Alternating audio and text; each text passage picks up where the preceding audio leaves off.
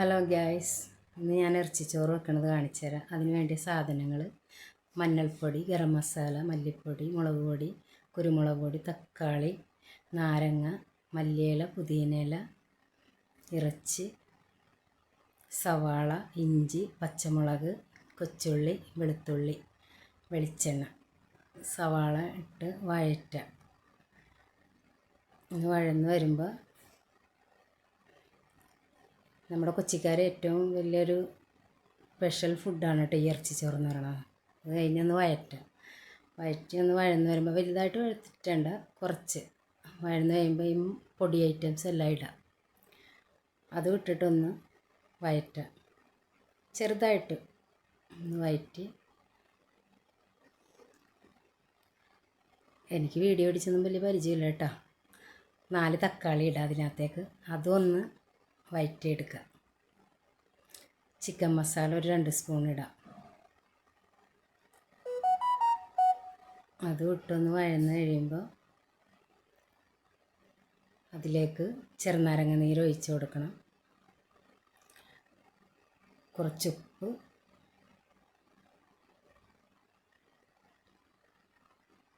മല്ലിയില, ഇറച്ചി ഇട്ടൊന്ന് ഇളക്കുക. എന്നിട്ട് കുക്കർ അടച്ച് വെക്കണം. ഒരു ഗ്ലാസ് വെള്ളം ഒഴിക്കുക.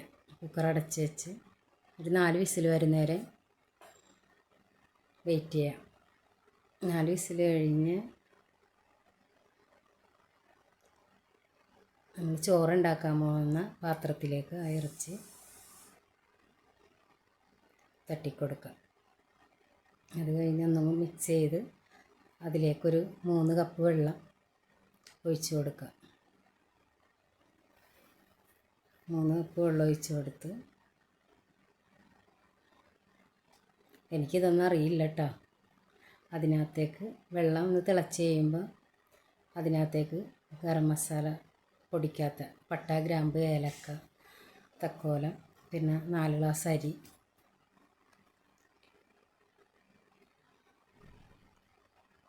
ഇതൊക്കെ എൻ്റെ ആങ്ങളുടെ മോളാണ് കേട്ടോ എനിക്ക് പറഞ്ഞു തന്നെ. എനിക്ക് വീഡിയോ ഒന്നും പിടിച്ച് പരിചയമില്ല. വെള്ളം തിളച്ച് കഴിയുമ്പോൾ അരി അതിലേക്ക് ഇട്ട് കൊടുക്കുക. പാവം, അവൾ കുറേ സമയം എനിക്ക് വേണ്ടി ചെയ്തു തരാൻ വന്നിരിക്കണം. അവൾ ട്യൂഷൻ ക്ലാസ്സിൽ പോകണേന് പിള്ളേരെ പഠിപ്പിക്കാൻ. അത് കഴിഞ്ഞിട്ടാണ് എനിക്കിത് വന്ന് ചെയ്തു തന്നത്. മിക്കവാറും ഇത് അടുത്ത് തന്നെ പൂട്ടും. അത് കഴിഞ്ഞൊരു 10-15 മിനിറ്റ് അടച്ച് വെച്ച് കഴിയുമ്പോൾ ചോറ് നല്ലപോലെ ഒന്ന് റെഡിയായി വരും. കുറച്ചൊക്കെ ഒരു 1/4 മണിക്കൂർ കഴിയുമ്പോൾ തന്നെ ചോറ് റെഡിയാകും.